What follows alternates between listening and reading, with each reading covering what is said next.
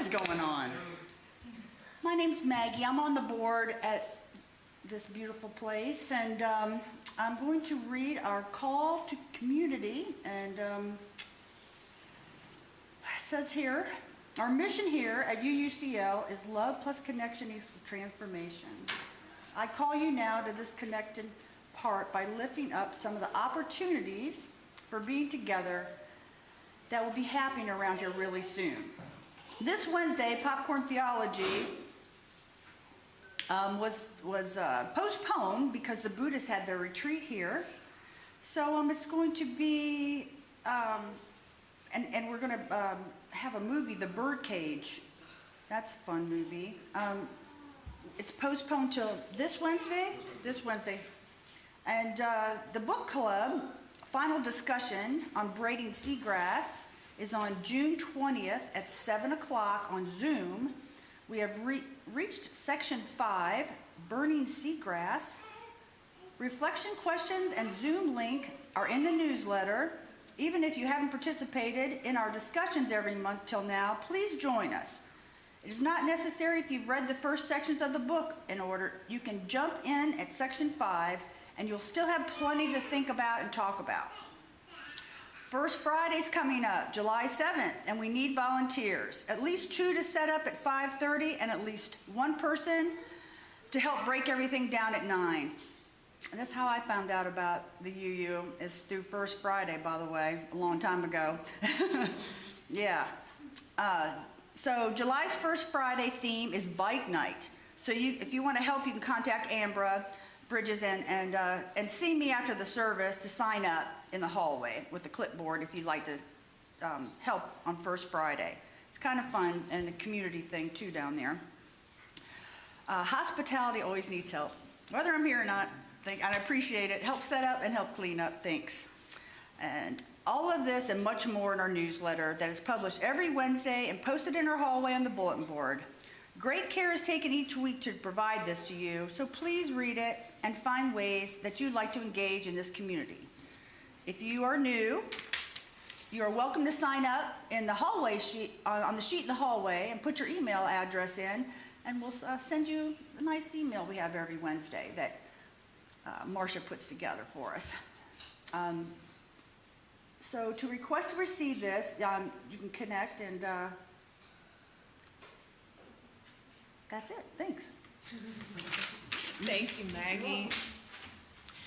I just want to say some thank yous. This was Pride Week here in Polk County. Oh, I'm Heather Norby, by the way, the Spiritual Life Director for this congregation. Thursday night was the Pride and Faith service at the Beacon Hill Fellowship. And I have to say, it was the best one yet. We had more faith leaders than ever. We had more attendees in the congregation, more than ever. I think the count was 134 people came out to our Pride and Faith service. The painter. There we go. We had somebody painting a picture. The music was beautiful. There we are. We had the Episcopals and the Baptists and Presbyterians, the Buddhists, the rabbi from Temple Emmanuel. It was a really beautiful service. So thank you to all who participated. And I know it'll just keep getting better. So make sure you keep an eye and ear out for it next year. And then on Saturday, which was yesterday, we had Pride in the Park. And we had our tent out there. And it rained a lot. And we got very wet. And had to hold down the tent a couple times as the wind came through. But we still had lots of fun. So I thank all of you who were able to come out and help with that. I think there's some pictures up there from that as well. So it's a great way to join in with the community and celebrate Pride and to meet new people and let them know that we are a welcoming and affirming church. So thank you to all of you who helped out with this week.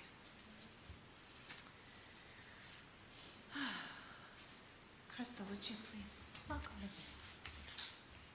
Good morning. Good morning. My name is Crystal Norman, and I am with the Buildings and Grounds here. I use pronouns she and her. Welcome to our sanctuary. It is one of comfort, but also challenge. of refuge and also hope. It is a sanctuary built from love, where we affirm and promote the inherent worth and dignity of every human being, and you are welcome here. Today, we light our chalice in honor of the fathers and fathering. We will read the words of Reverend Amy Petrie Shaw entitled, "These Are Our Dads." These Are Our Dads by Amy Petrie Shaw. We recognize and honor today every dad who stood in frustration or perhaps anger. Every dad who tried to understand their child's clothing sizes, their choices, new hairdos, or maybe new tattoos. Every dad who suddenly realized their child might be right and was willing to listen. And every dad who honestly believed they were making the best choices they could. We honor every dad who screwed it up, got it wrong, tried again, got it right, and often went from being the dumbest soul alive to the pinnacle of brilliance and back again. In one day, according to his children. These are our dads. We honor and recognize today all those who taught us what they knew and forgave us when we got it wrong. Those who wanted to teach us, but left too soon.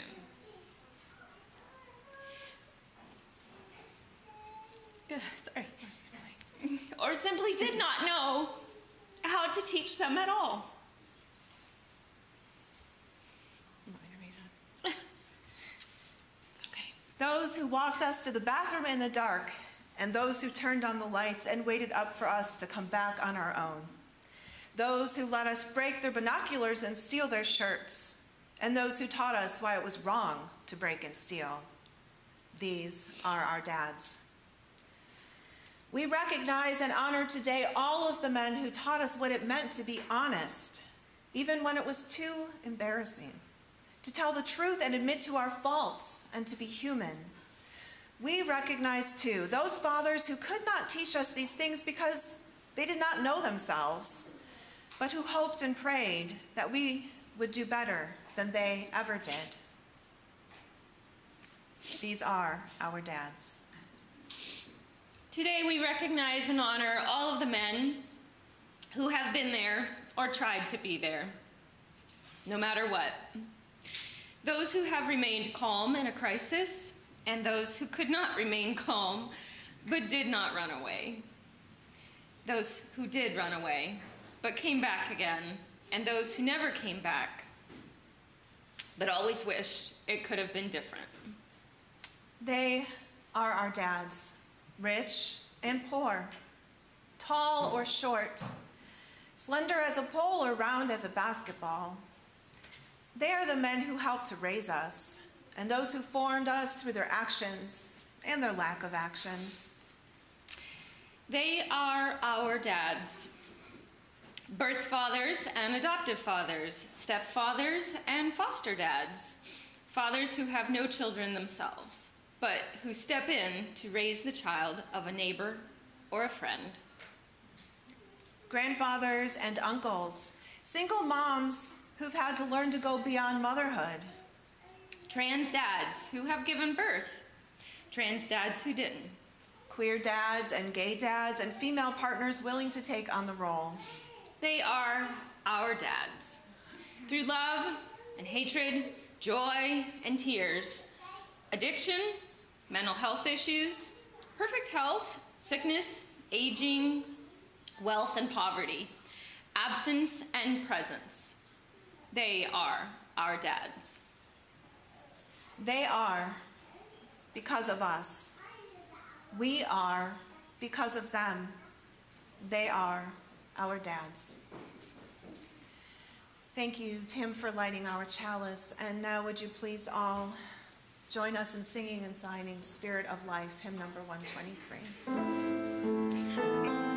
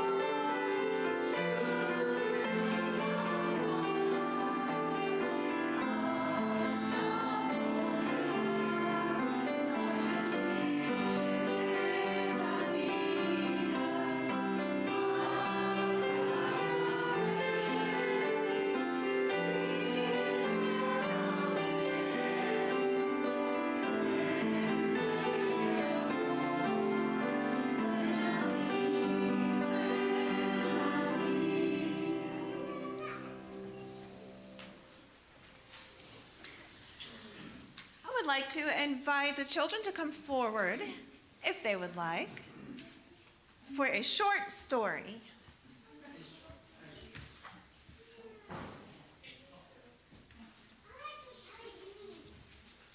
It's so short, you don't really even need to fuss with cushions. You can if you want to, but you don't need to. We're working on it. All right. How was your vacation? Good. Where'd you go? Colorado. Well, welcome back. Missed ya.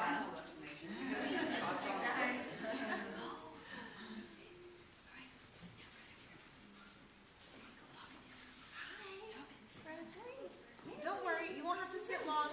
It's a short story. All right, it's a story, it's called Cliffhanger. One day, while walking through the wilderness, a man stumbled upon a vicious tiger. Kind of like the one Presley said. He ran, but soon came to the edge of a high cliff. Desperate to save himself, he climbed down a vine and dangled over the fatal precipice.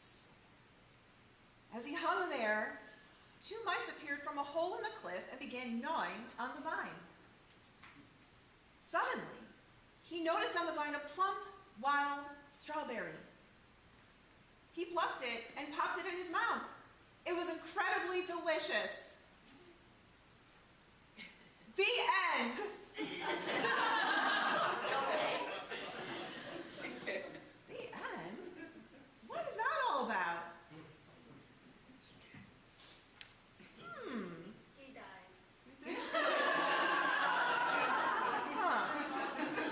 Well, let's not worry about what happened as much as what was going on in that moment there. He was in danger, and yet he ate a strawberry. What's that all about? He's very calm. Maybe he loved the strawberries and it's just like, maybe he knew he was in his last moments and decided to eat his favorite fruit. Okay, all right. Maybe he was a very calm man, and he was afraid he's in his last moments. That we don't know what happened to him, by the way. Just never know. He just decided to enjoy something. Oh, is that sort of like live life in the moment? Enjoy what comes to you in the moment, even if you're in danger? Or even if things aren't so great, there's always something that you can delight in? Can you think of anything that's happened in your life where maybe it's like, gosh, this is kind of not so great, but I'll find the good in it? Yeah. You know the family you're talking Mom to. says yes. Mom says it happens all the time, huh? Yeah. So that's the moral of that short story. That despite what's going on around us, we can still find delight. All right, well, that's it. It was a short story. Would you all mind collecting the offering before you go? Can you help us out? Okay, thank you so much. Enjoy.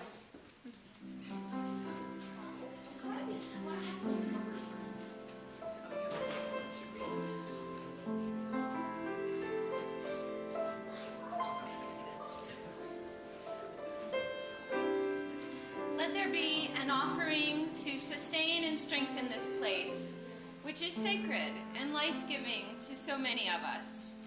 Ours is a community of memory and hope. For this moment now, we are the keepers of the dream. The ushers are passing the plates.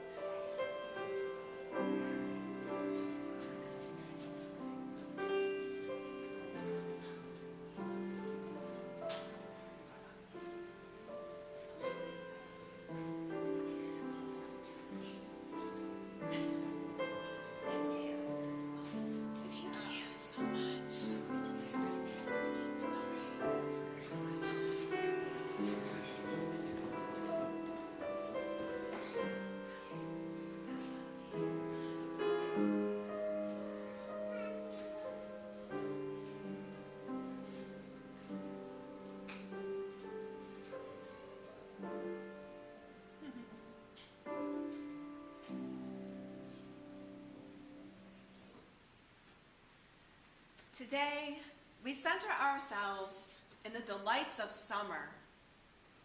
Wherever you have spent the summers of your life, close your eyes now and take a few quiet moments to remember the delights of summer that you have been blessed with.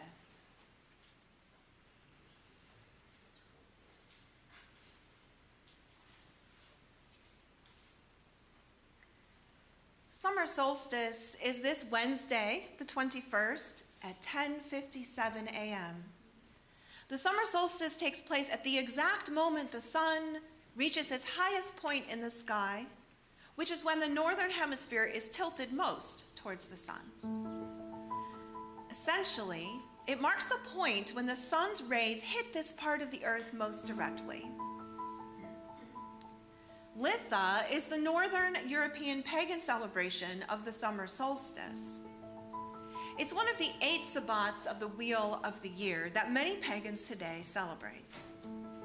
You do not need to be pagan to celebrate, of course, as this is a moment in the solar year that we all experience, no matter what our spiritual or theological path may be. The summer solstice has been celebrated in myriad ways around the world by many cultures.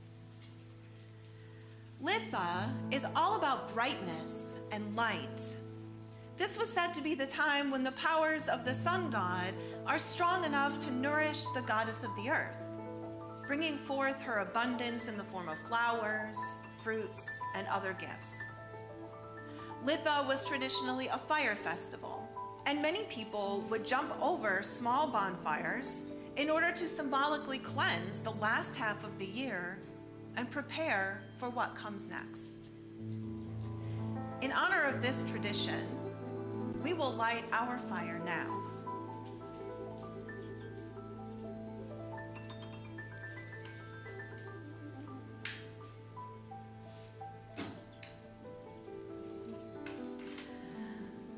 This summer solstice fire is a symbol of a circle of welcoming energies that are helpful, healing, and in alignment with the good of all. Another aspect of the pagan tradition is to call the directions. As Reverend Julia Hamilton wrote on the UUA website, in the pagan tradition, which is grounded in a respect and reverence for the natural world, calling upon the 4 directions is the usual way to begin any ceremony. Each direction is associated with an element of the natural world and represents some part of our human nature as well. The directions are not seen as separate and isolated, but rather as part of the interdependent system that makes up the world. So I ask you all to help me in calling the directions by opening up your gray hymnal to the back to number 446.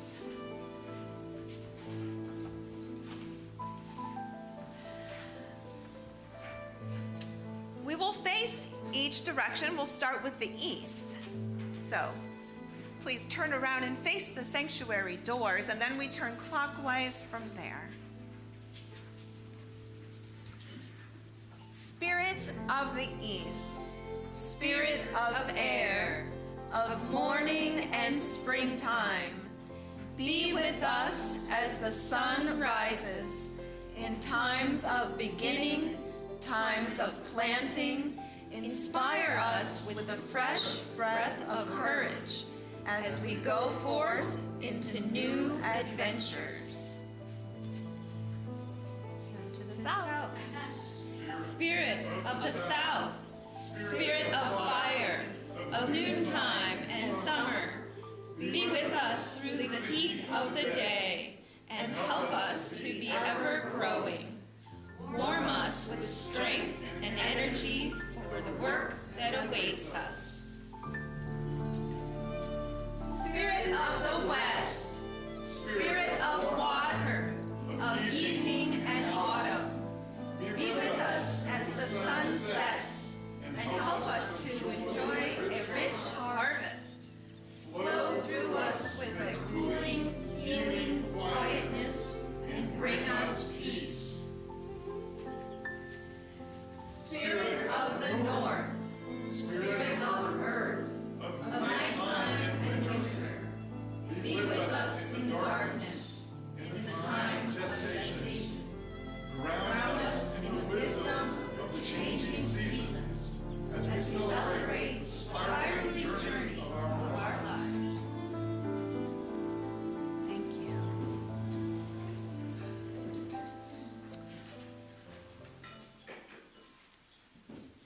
I'm going to read a land acknowledgement now so that we understand the depth of respect and reverence that we are called towards.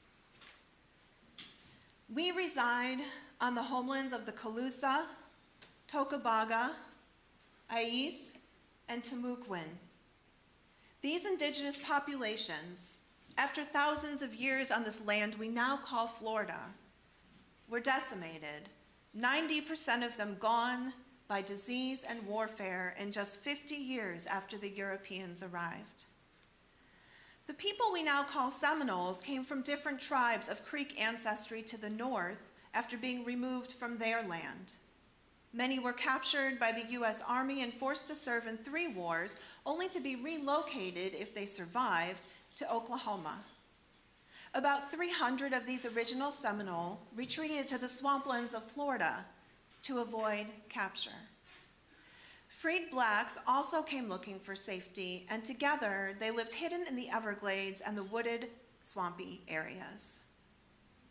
In the 1770s, the indigenous peoples living in Florida collectively became known as Seminole. The Seminoles of Florida call themselves the unconquered people, the only tribe in America to never have signed a peace treaty. More than 2,000 Seminoles now live on 6 reservations in the state of Florida, one of them in Tampa, which is the nearest to our Lakeland home. This very land that our church is built on shows evidence of possible encampments. At one time, there was a spring-fed pond here. Florida Avenue was once a trail through this land for the indigenous peoples. And Kino has told us the story of how he discovered several years ago, as he was digging, the charcoal remains from a campfire about 2 feet into the ground. Today, the state of Florida is home to the Seminole, Miccosukee, Muskogee, and Choctaw, and to individuals of many other native groups. We live on and benefit from this stolen land. And so I write this land acknowledgement in the absence of a relationship with the people to whom this land belongs, knowing that indeed we have much work to do to cultivate relationships with Seminole people.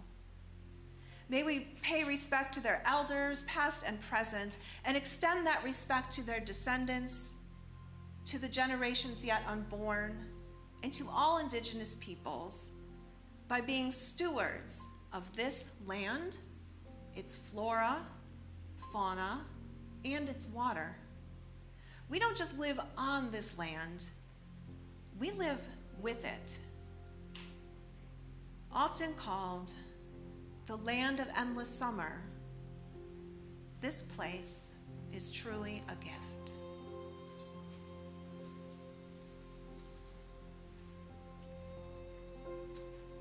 As we turn the wheel towards summer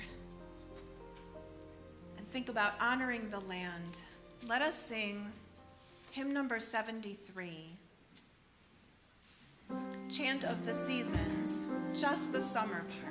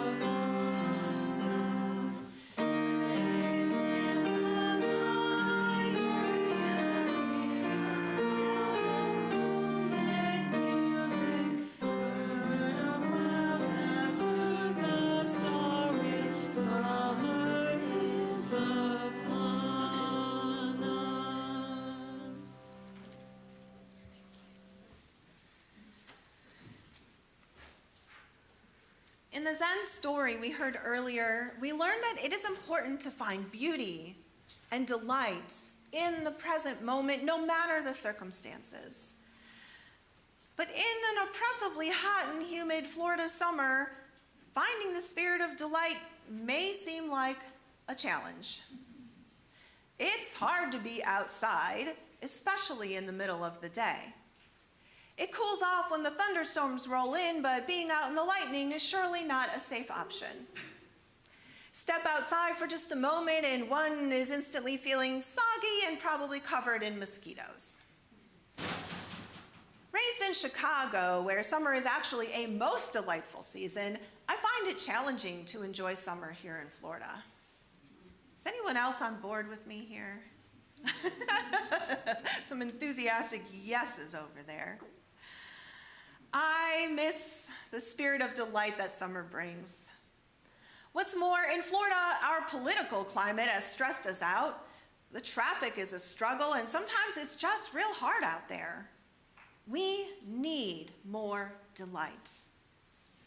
And certainly, even if you don't dread Florida summers as much as some of us, we can all benefit from finding those strawberries that hang on the vine as the treacherous tigers of heat and humidity and the mosquitoes chase us inside. We can all learn how to notice delight more. To notice the delightful is a first step, but to make our delight spiritual is what will sustain us and give us life. In one moment, I can enjoy the sweet taste of a strawberry. But if I also raise my awareness of where that strawberry came from, cultivate some gratitude for its journey and its beingness, and think about how the delight of all that makes me feel, then I've connected myself to more than just sensory pleasure. When the strawberry is gone and is nourishing my body, the connection piece stays with me and sustains the delight. Spiritual delight is how we can keep our covenant with the earth, to uphold our seventh UU principle that says that we affirm and promote respect for the interdependent web of all existence of which we are a part, even Florida in the summer. So let us turn now to honor the magnificence of Florida, because as it turns out, this sunshine state is quite exceptional, and we who live here need to be her stewards, sustaining that which gives life to all in the interdependent web.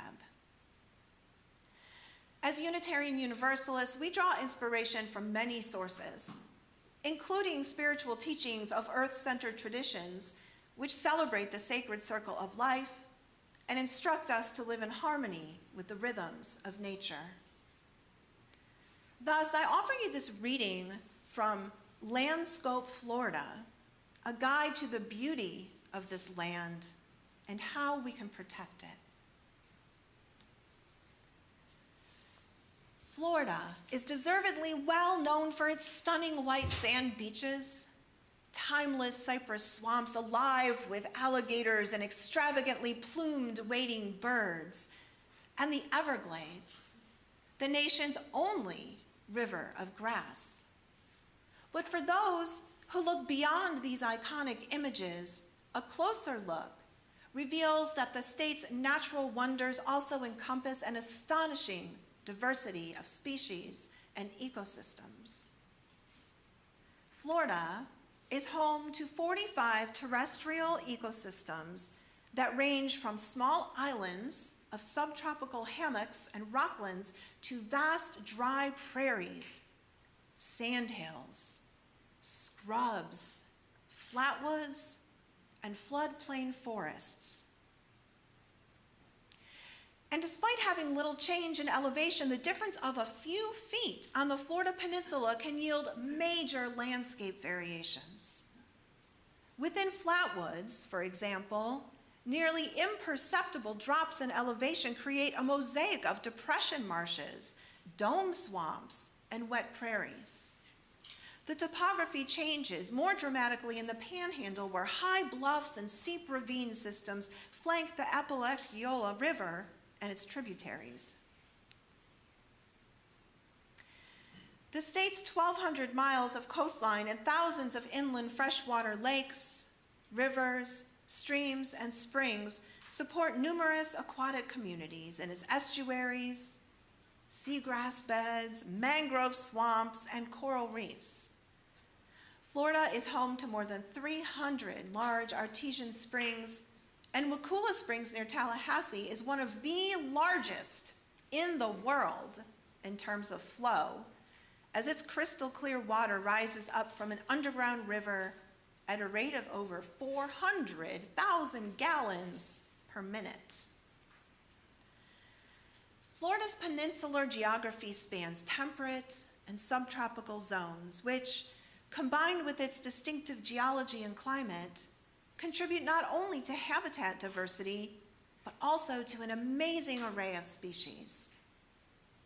About 700 vertebrates, more than 30,000 invertebrates, and more than 4,000 native plant species. Florida hosts the greatest diversity of plant families of all the United States. And as many as 300 plants, 40 vertebrates, and 400 invertebrates are found nowhere else in the world.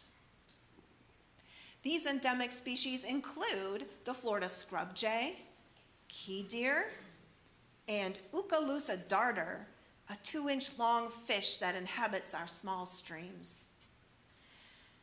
The ancient dune system of the Lake Wales Ridge in the Central Peninsula supports numerous endemics, including the federally listed sand skink and the Florida blazing star, an erect herbaceous perennial with striking spikes of purple flowers. The Florida Panhandle has been identified as a biological jewel, one of 6 nationwide biodiversity hotspots recognized for its combination of species rarity and richness. This region contains a remarkable variety of habitats, including hardwood forests, seepage slopes, pitcher plant bogs, caves, coastal sand dunes, and sand hills. Ancient relics such as the Florida yew and Florida torreya, both species of rare pine trees, persist within the steep ravine systems of this area. Florida also has the largest remaining population of, I've never said this out loud, red-cocketed woodpeckers in the world, and the highest concentration of bald eagle nests in the lower 48 states. Wow. Florida is an exceptional place, a jewel, indeed, with much to find delightful. And none of this would exist without these hot and humid Florida summers. It is the heat and humidity that nourishes the survival of our wondrous ecosystems. It is the 80 to 100 days per year of thunderstorms that we experience here, more than anywhere else in the country, that nourish this land. On a Florida summer morning, as soon as the sun comes up, it begins to heat the land and the air around it. This hot air begins to rise, and as it does, the cooler air from the east and the west, from off of the Atlantic and the Gulf, move in and help to produce these magnificent storms. The land is soaked with life-giving water. Our underground aquifers in our natural uplands are replenished, and we too are given a source of fresh drinking water. When an ecosystem provides a benefit to people, like our aquifers do, we call this an ecosystem service, and Florida certainly benefits us. The wetlands that adjoin freshwater rivers, lands, streams, and springs serve as pollution filters, helping preserve the water quality. Coastal bufferlands protect nearshore nursery habitats critical to commercial fisheries and provide a natural barrier to hurricanes. We have 15 million acres of forests that contribute to the world's clean air.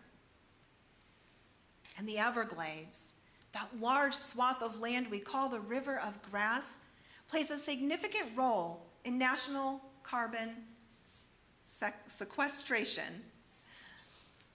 What is it? Sequestration. Thank you. Carbon dioxide needs to be kept in balance because this heat-trapping compound in our atmosphere causes the troubles of climate change.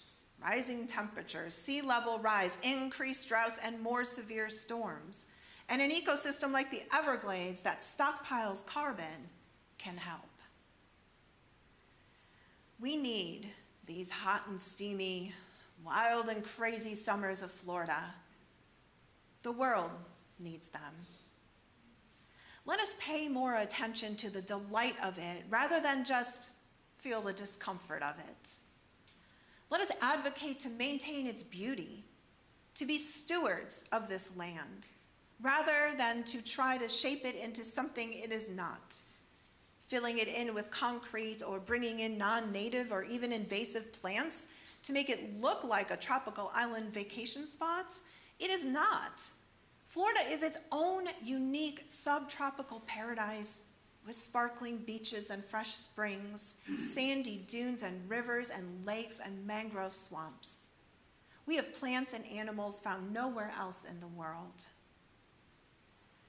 Spiritual delight is not about escaping into pure pleasure, running off to a fantasy land with a magic kingdom. Spiritual delight is about strengthening your relationship, your connections to the beautiful reality of what actually is, to the gifts of Father, Son, and of Mother Earth. Sometimes that means stepping outside into the heat of the day, breathing in that humid air, and asking, what's going on? No doubt the wrens, cardinals, blue jays, and titmice will answer you with song. The almost invisible little lizards will scurry about.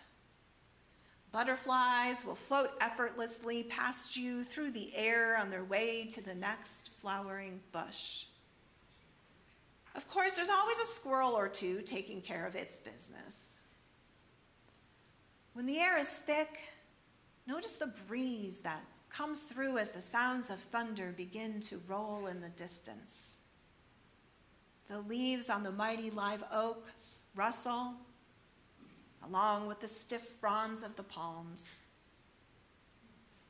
In this moment, find delight and connect yourself with the life-giving force of a Florida summer. Going to give you a moment to reflect and think about your historical and cultural relationship with this particular land. Consider your immediate, intimate relationship with this land. The weather, the seasons, the plants, the flowers, the sun, and how it feels to live with this land right now.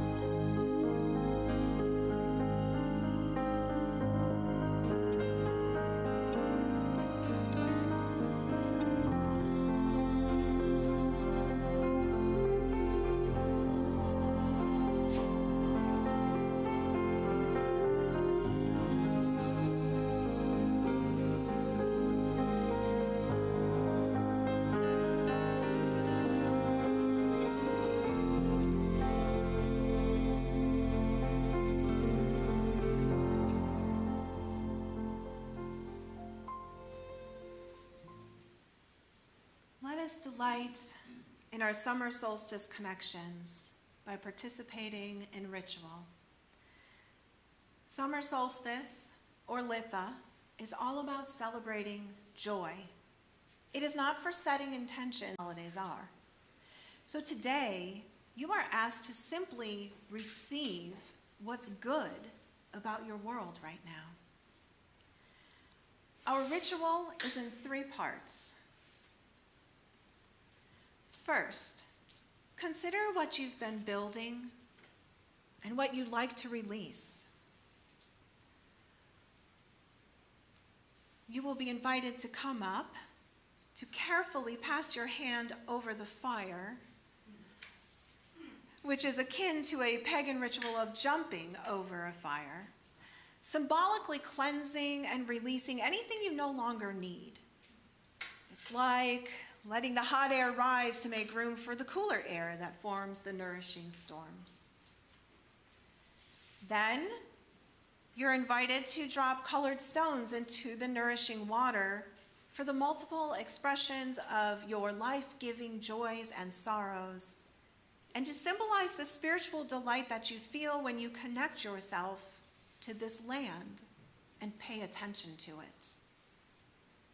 And finally, you will receive delight at our summer communion table, the delightful taste of summer: watermelon, lemonade, iced tea. It's summer. Relax, take a break, press the easy button, and deepen your spirituality with delight. You're welcome to come up now and get started.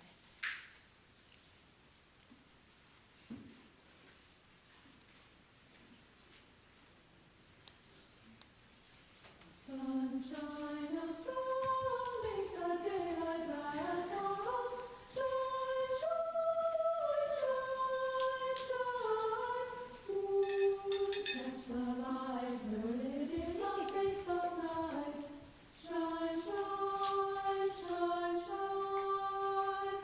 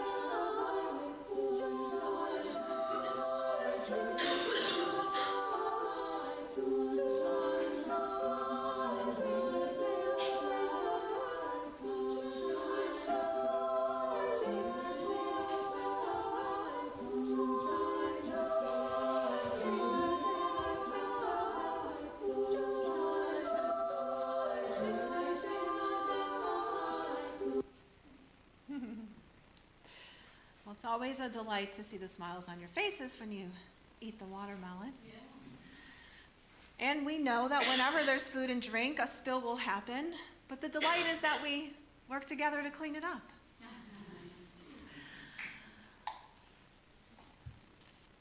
I ask you to please rise again and face the east as we dismiss the quarters now. And then we'll turn clockwise as we did before. Spirit of the East, be with us always. Spirit of the South, be with us always. Spirit of the West, be with us always. Spirit of the North, be with us always.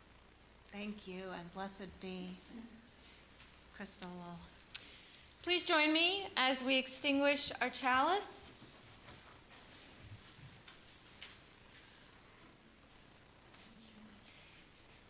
We extinguish this chalice, but not the light of truth, the warmth of love, or the fire of commitment. These we carry in our hearts and out into the world. And please join us in singing our closing hymn, number 8, Mother Spirit, Father Spirit.